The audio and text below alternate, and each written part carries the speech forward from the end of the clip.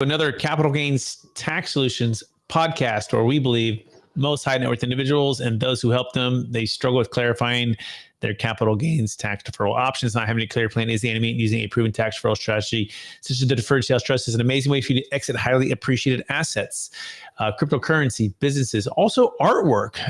In fact, artwork is one of the highest capital gains tax rates that you can get taxed with, and also digital currencies.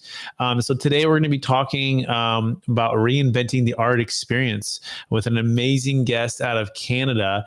My name is Brett Sorts, by the way, for those who don't know, and I'm founder of Capital Gains Tax Solutions. We're also streaming on Expert CRE Secrets as well. So appreciate everyone listening out and watching that on YouTube.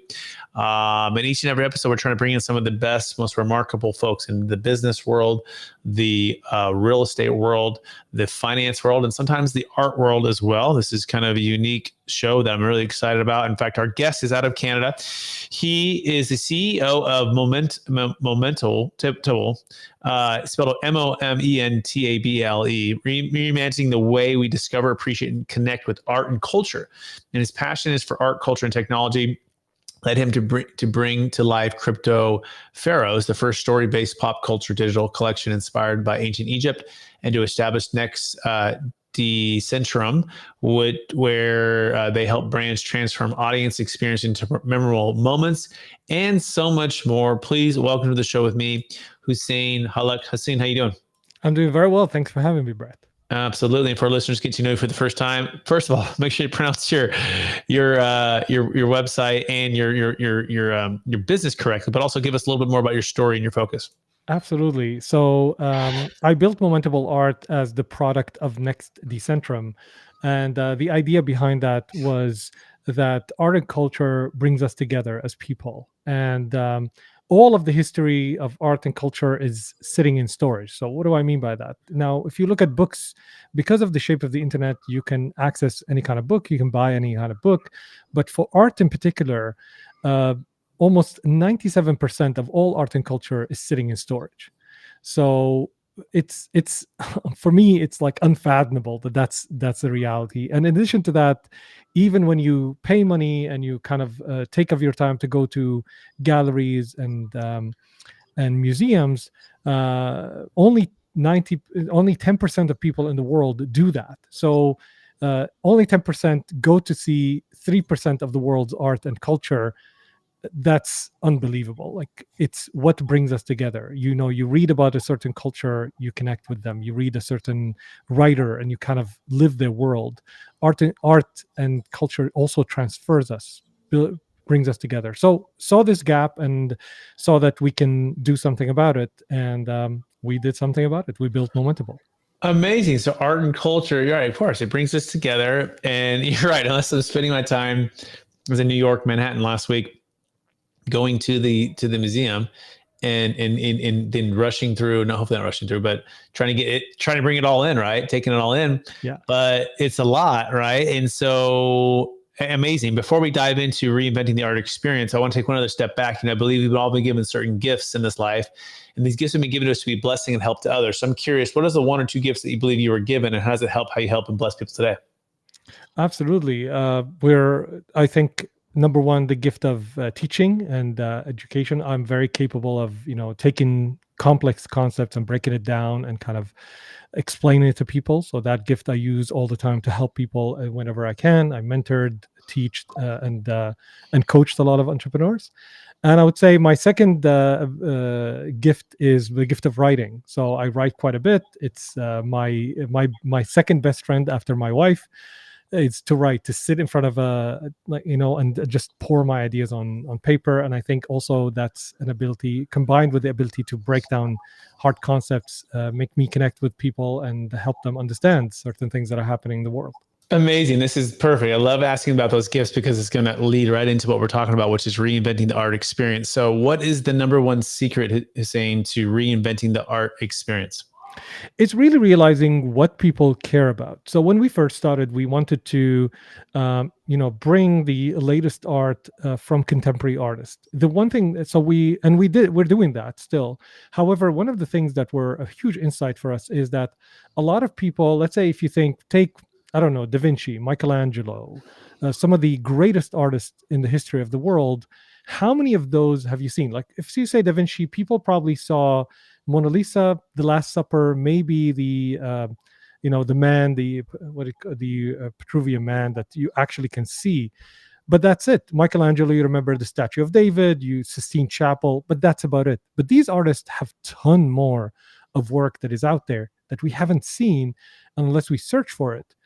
Now, when you see a good documentary and guides you through that, it's easy. You're just sitting there and it's just guiding you through the process. Whereas if you want now to see the artworks of Leonardo da Vinci, you have to search, you have to click, you have to move between one and the other. And it requires effort. So our biggest insight is, can we bring the best of art to people with very little effort, almost no effort, as effortless as Netflix? You go to Netflix, you click play, and that's it. You don't have to know the directors. You don't have to know how they made the movie. You don't even have to know the names of the artists. So we wanted to bring the same kind of easiness to people, because then when on Netflix you see something like, who wrote this? This is amazing. Or who's that actor? I love their acting. It's first you experience, then you go and search. Whereas the current experience of the internet is first search, and then maybe you get to experience something. So we wanted to flip that on its head, and we wanted to make it available in the world of art. And that was the insight into creating a platform that allows people to experience multiple works of art for multiple artists, as if they're watching a movie, as if they're watching a documentary. Amazing. Yeah. So, by the way, you can learn more about Hussein Hallak by going to momentable.art. That's momentable.art. I love the way you said that. Realize what people care about, and then how do we bring the best of art with little effort, right? I think that's, and then the last part you said, first experience, then go to search. It reminds me of some of the best brands like Apple, right? You experience, opening up the box. You experience, getting logged in for the first time. You experience the all of it, and you're like, wow, this is just different. Something that's different about this. So talk about this number 2 secret to reinventing the art experience, or just expand upon what you just said with how to actually go about implementing these kind of things. Yeah. The other thing is that there's a lot of work before us, a lot of great people that did a ton of work. For example, one of the things that we realized, we're introducing these contemporary artists, but a lot of people don't have never studied, art history. I haven't studied art history. So I don't know when this artist said, I'm inspired by this movement or that movement or anything else. I don't know what that means. I may be intellectually try to understand it, but I haven't seen as much as that artist who's immersed themselves into doing that. It's kind of like when somebody says, I'm inspired by Frank Coppola, or like Martin Scorsese in the movie industry. Whereas in the movie industry, I can go watch those movies and say, I see now the relation, I see how this is inspired. But in the art world, it's not as simple. So what we did is we say, instead of to introduce those contemporary artists, let's actually go and bring also the art of millennia of work. And those a lot of institutions around the world, like the National Gallery in the US, has built those databases of artworks that are freely available but hard to search and experience. You really have to know what you're looking for. So we're bringing those databases, bringing them and making them easier for people to use, just like how the browser made the internet easier to use. We're doing the same. We call this the visual web, a new type of experience that you can bring together stuff that are already existent, but you present it in such a way that people can easily consume. I think that's the other insight, is that there is a ton of great work done. Like Wikipedia, you don't have to reinvent Wikipedia. What you can do is reinvent how Wikipedia is being experienced, adding value to what people have already done, the great work that they've done, and building a bridge to the user and the audience. And I think that is the second insight that really led us to focus Momentable on experiencing art like never before. Okay, so I think I'm getting it here, and I also can see how you're working with entrepreneurs, right? Because it's not just about art; it's about experiencing it, which it crosses all barriers. Mm-hmm. And so I'm going to add a source here, and let's see here. In fact, maybe you can share your screen. You can share your website, right? So people can kind of get a sense for what we actually mean by this so you can experience it by looking. And if you want to learn more, you go to momentable.art, momentable.art. So, and then Hussein is going to add that. Absolutely. So here we So go. so this is the intention of how the experience is going to look like, which is, you can, the art plays like this, and these are not videos, so they're not created as videos. I'm going to log in here and see. Hopefully the guys didn't do an upload that let's say changed the website. But let me just see here. Collect. All right. Sign to Mintable. Let's see it again. All right, here we go. So we are now doing the team is hard doing updates. So sometimes those updates Yeah, can that's break fine. the website. Yeah. So let's say here we go. Let's say to this is, let's say, the collection of Da Vinci, for example, masterful portraits, and I can hit play, and suddenly, immediately, this is what I am. Mm-hmm. So we are, of course, building over the experience to have voiceover, to have, you can obviously control this and move to the next one. And you can see here, let's say if I click this button, you can see that this is where we're heading, where you can actually play music alongside the artwork. You can have the description being read in the voice of the artist if you want.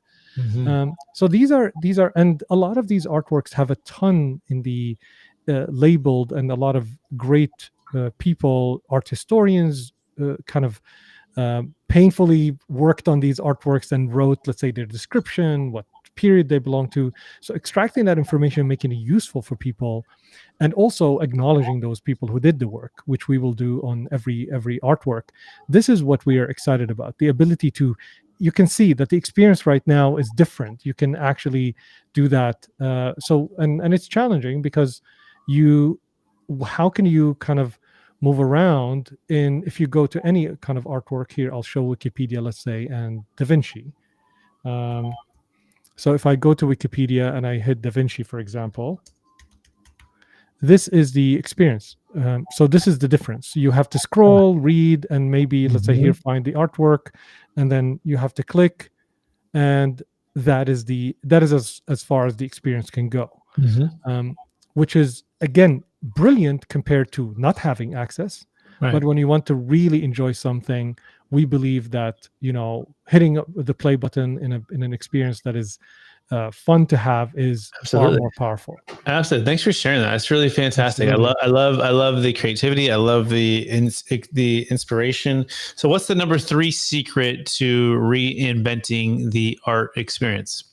Working with artists and working with the people in the field. So we work closely with artists. In fact, half of our advisors, I think, are artists.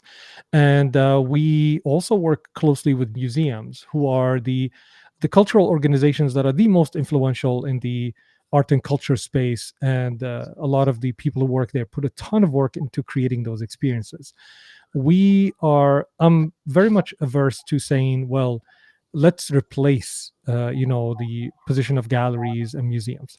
Let me be clear, nothing ever can replace the experience of being in front of a painting. I can't describe to you, I've been in love with, let's say, with Picasso's work for as long as I can remember, since 1992. And only last year did I get to see a Picasso in real life, and in the Museum of Modern Art. And I stood in front of the Picasso painting. I saw another Picasso painting, and I got out. I didn't want to see anything else. It was such a moment that I can't even explain.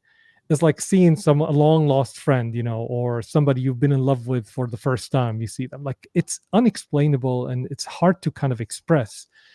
So there's nothing to replace that. And the intention is not to replace that. The intention is to allow people who don't have the access. As we said, 90% of people have never set foot in a gallery or museum, allowing them to have as close as possible of an experience it is. Because that's how you look at a painting. You stand in a painting and you come closer and you kind of scan the painting.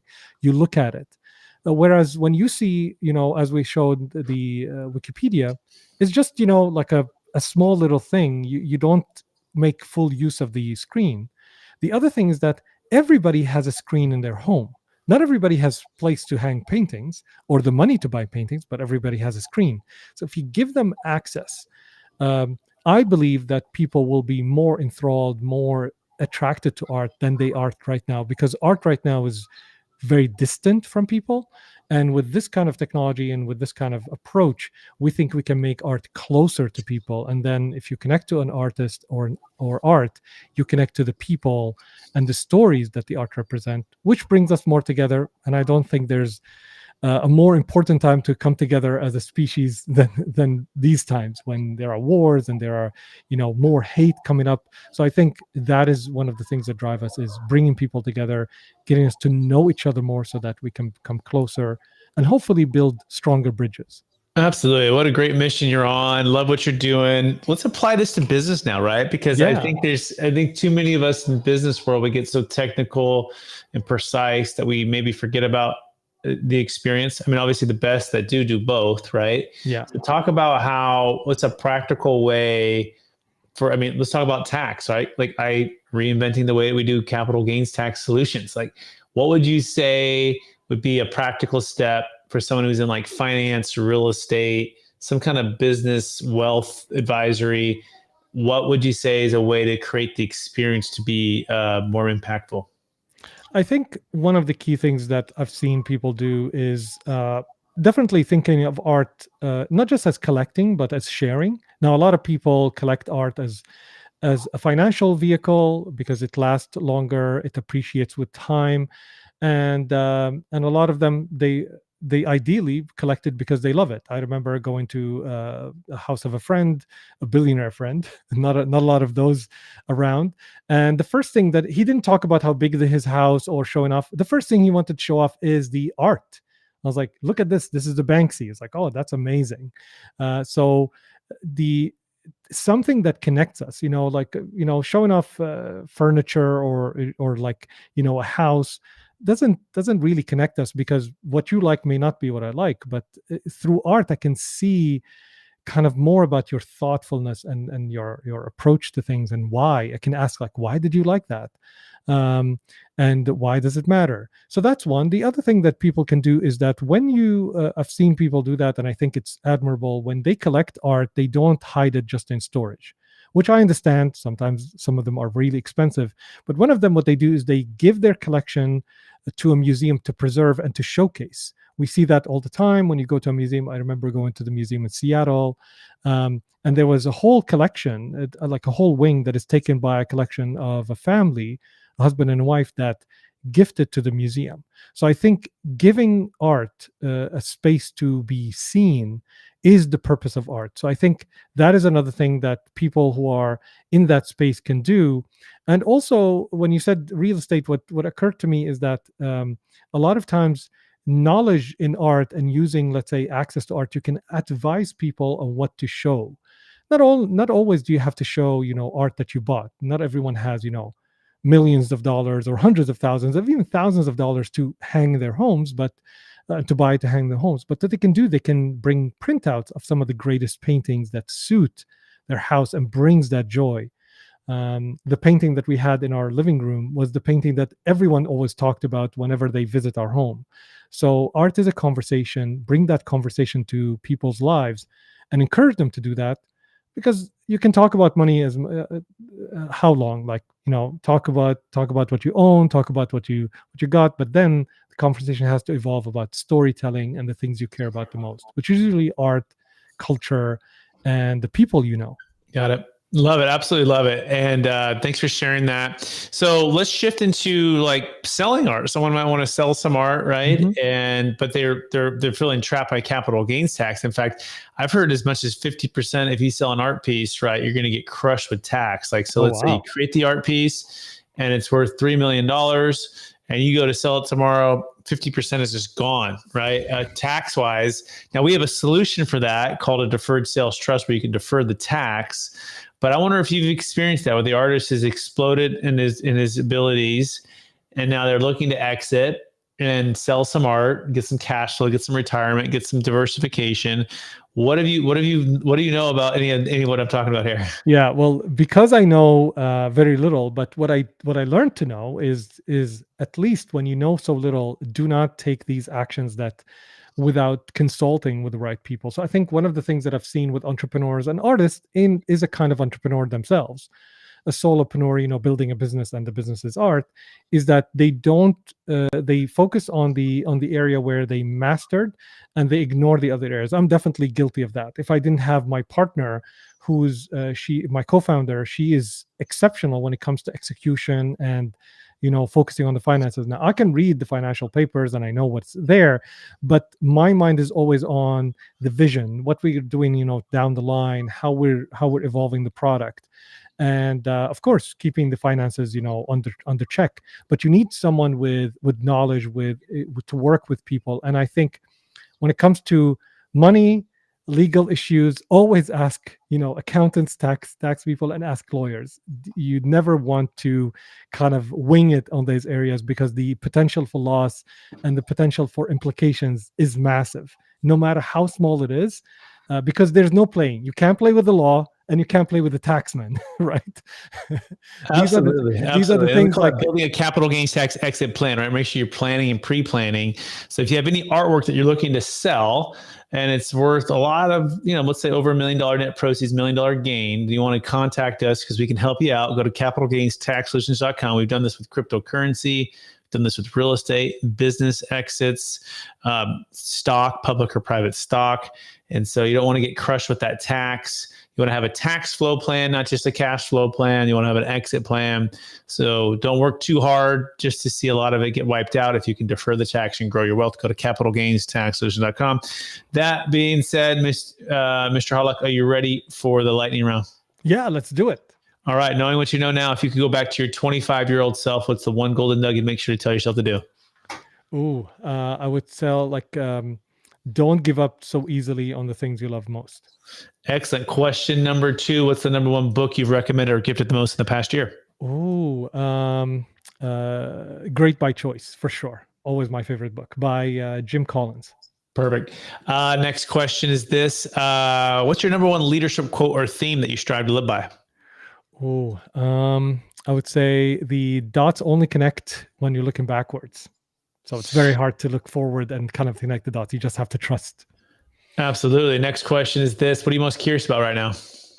Ooh, I'm curious about how this whole thing with AI is going to pan out and how it's going to impact us. It's kind of like taking a piece of my mind. It's like how it's going to impact the world, and what can we do to influence it?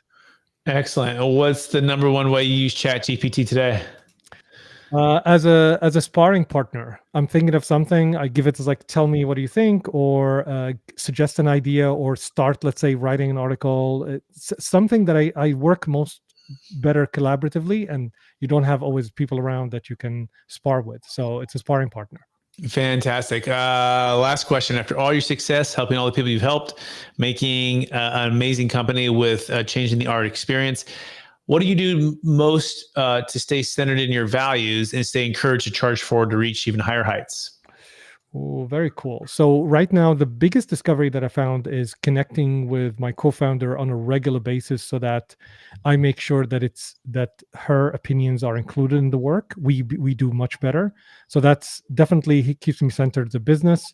Outside of that, I do venture into anything I think about. So I never, let's say I think about creating art, I start painting. So that keeps me exploring and fulfills that idea, because I don't want to do that in business. In business, you don't want to jump around on many things. You want to have a consistent kind of flow and the methodology of experimenting. And so I do that in other things, so I can fulfill my shiny objects in the room syndrome. Amazing. I want to thank you, Hussein, for being a part of the show.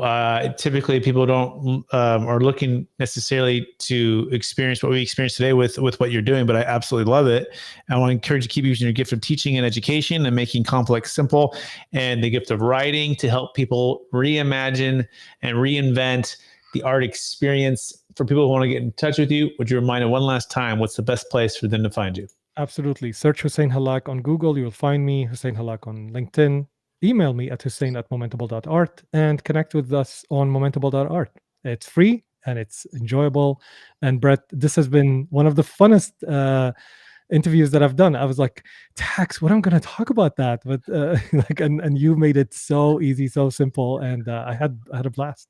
Oh, great. Well, it's our pleasure. Thank you. Thank you again. And for our listeners, I want to thank you for listening to the episode of the Capital Gains Tax Solutions podcast. Also stream on Expert CRE Secrets, where we believe most high net worth individuals and those who help them, they struggle with clarifying their capital gains tax deferral options. Not having a clear plan is the enemy, and using a proven tax deferral strategy such as the deferred sales trust is an amazing way for you to exit any asset of any kind, including artwork.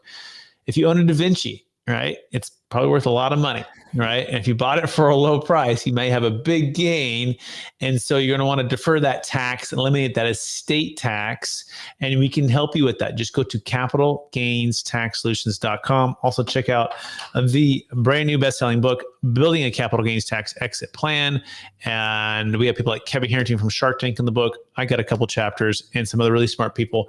But it's essentially going to help you unlock your ideal wealth plan when selling any asset of any kind, for yourself or for your clients, including, again, art, crypto, businesses. But you got to have a plan and you got to get started now. You don't want to run out of time, because you don't set it up before you close. The tax man is going to take his full fair share ASAP rather than deferring it using a strategy that we have called the Deferred Sales Trust. Go to capitalgainstaxsolutions.com and please share this with someone that can inspire today. So appreciate everyone out there, and we'll talk again